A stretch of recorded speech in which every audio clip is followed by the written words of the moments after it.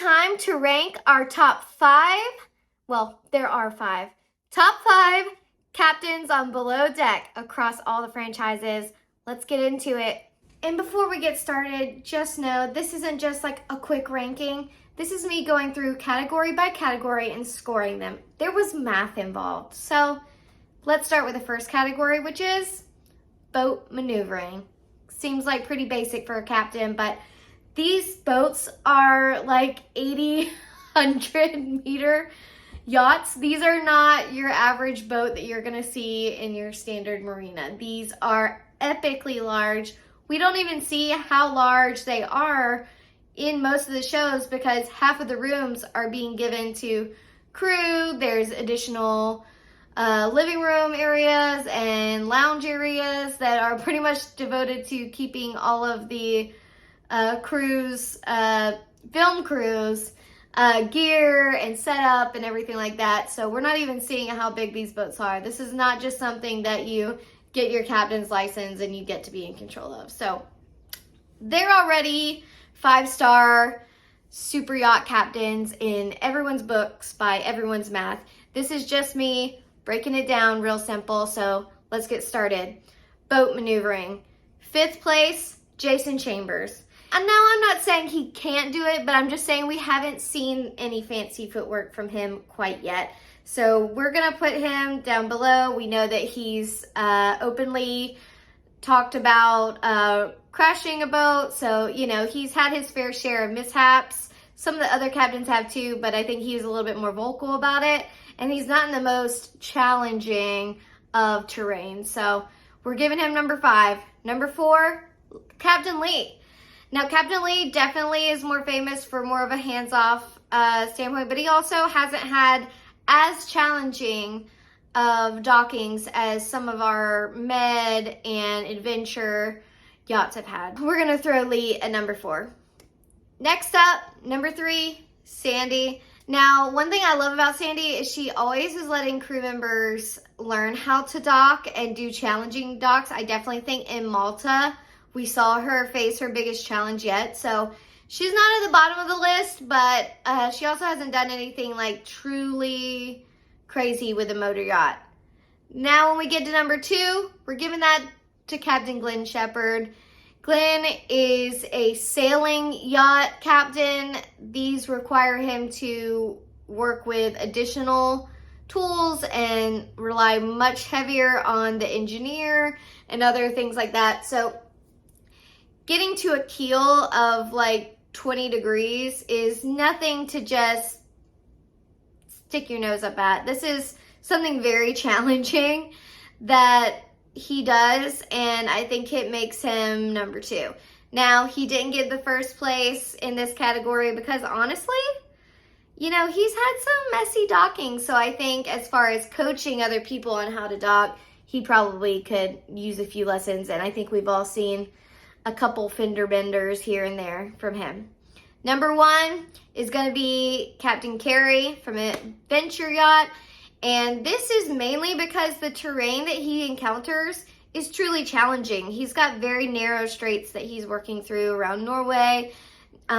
Always looking for the most challenging, difficult to get to places for their guests. So I'm going to give number 1 to Kerry. He's our newcomer. He's shown out a lot in this category. Gonna give this one to him. Next up, leadership. So this category is something that I would consider crucial to the show and also the content because there are some pretty hands-off captains and there are some really hands-on mentor-like captains. And I believe this makes a huge difference. You've seen several crew members rise up through the ranks like Malia from Below Deck Med. That's by no accident. She's worked really hard for that, but she's also had some incredible mentors like Captain Sandy. So gonna start off with number 5. This is Kerry. You know, he's only had 1 season, so it's not very fair for him, but he was much more hands-off in his debut season. And I also think, you know, there's just more to see from him. So he definitely was a quieter and more hands-off captain. It is what it is. Number 4 is Glenn. I honestly think that Glenn kind of leans to whatever Gary or even sometimes Colin is saying, and you can definitely tell that he's not the coach. Now, you do see him down helping with dishes. He's definitely not too proud to help with different things. I mean, he shares a bunk bed with a crew member, you know, so I don't think it's anything like that. I think he's just a little bit more hands on the wheel and less hands on the crew. So, number 3 is Lee. We all know that he is so beloved by his crew members. That's why they come back season after season and they just love him so much. He's the boat daddy. So, you know, they love him, but is he hands-on? Not really, unless he's firing somebody. It really comes down to him relying on his leaders to make the call. You saw the handoff of leadership get a little messy with him and Eddie. And I think that could just be a little bit better. And hey, he's older. He clearly knows exactly what he's doing. So nothing against Lee, just not his top category. Number 2 is going to be Sandy. Sandy works really hard at growing her team, like I mentioned before.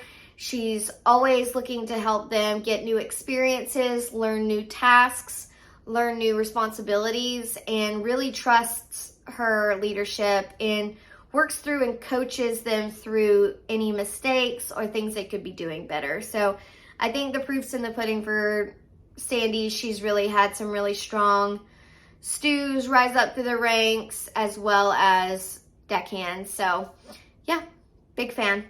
And top spot here is number 1 in our hearts, Jason Chambers. What a doll. He showed in his debut season so many additional leadership steps that he took, even teaching them to, you know, not take themselves too seriously with the disco helmet, but also working very specifically with struggling team members.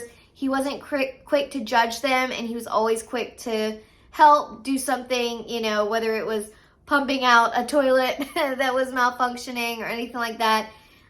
He was just helpful, and he knew which crew members really needed a little bit extra support, and he was always there for them. So I think from a leadership standpoint, Jason really showed in his debut season that he's about preparing and building up young people, and I think his crew loves him because of it. Next category, guest favorites. So we all know that guests have their favorite captains that they invite to every dinner and stuff like that. So we're just going to go quick through this one. Number 5, Kerry. We didn't see a lot of interaction with you with the guests. So again, you're just defaulted to number 5. Also, Captain Glenn is at number 4. Again, very low on the totem pole as far as interaction with the guests. I think that Glenn is really fun. And I think he's really fun with the crew. He's funny on his days off. That's some of my favorite content. But with the guests, you know, he has a hard time keeping the conversation going. I don't think that's really his passion, and that's fine. Number 3 is Sandy. Some guests really love her. I think people who love seeing a female captain love to pick her brain. We know that she has a lot to share about her story and a very cool personal background and story, you know, of overcoming a lot of challenges to get to where she is today. So I think if you're that kind of guest, you're really going to like sitting down with her and chatting, but that's not her number 1 category. 2 is Jason. I mean, he's good looking, and that's enough for most of these female guests. So I think we'll see a lot more of that based on what we've seen in the teasers and trailers for season 2 of Below Deck Down Under. I think they really lean into that to make the guests happy, including putting him in Speedos and stuff like that. So again, he's a top favorite, crowd fave. And number 1, fan favorite is always going to be Lee. I mean, these guests just fawn over him, and they invite him to every single meal. It's very obvious that people are really excited to get to meet Lee as part of their vacation. And yeah, so I think he's kind of risen above to that celeb status almost, where he's funny, he's charming with them, and he's engaging. He can carry on conversations really well. Even when guests are a little bit loopy or, you know, a little drunk, he's always entertaining. So I think that makes him number 1 as fan favorites for the guests. Crew favorites. This one is fun, and this one is pretty straightforward. So number 5 is going to be Kerry. Again, we didn't see much from you, but we're looking forward to seeing more of you. Number 4 is going to be Sandy. She hasn't had a good little run with her crew recently. I did mention how much mentorship and leadership and guidance that she's offered people like Malia, but for every one situation like that, I mean, even Malia had some different difficulties with Sandy throughout the seasons, and different feedback that Sandy gave her. Watching Sandy give Fraser such a hard time, you could just see that she, you know, sometimes leans in and pushes on people in a way that they weren't comfortable with. I think different people need different leaders. And, you know, you even saw Chef Rachel struggle with Sandy's feedback because she's been working with Lee for forever and had never had any of that harsh feedback. So I really think it's just miscommunication kind of thing. But I also think people are very intimidated by Sandy, and that's not her fault. That's just, she's not the babe. Number 3, Glenn.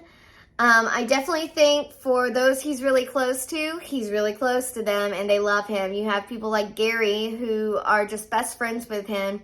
But then you see different ways that Glenn is especially hard on Daisy when he shouldn't necessarily be. I think he's fair. You know, if anything is guest facing and harsh, he kind of goes to bat for a lot of the crew and doesn't really back up Daisy the same way. So I kind of think he leans towards the deckhands a little bit and shows a little favoritism. And he's a little harsh to the stews and the chefs on the boat. So, you know, I think his relationships overall are good. And again, he's very funny. But he definitely has his favorites, and he doesn't really shy away from showing his favorites. So next up, we have Jason. Jason started out a little rough with a couple crew members as they tried to kind of figure each other out, but man, they loved him. And you know what? He really backed up Aisha in a challenging season when she was dealing with someone extremely challenging. He backed her up. He helped support her in every way, and he also, again, helped the struggling crew members. So easy peasy there.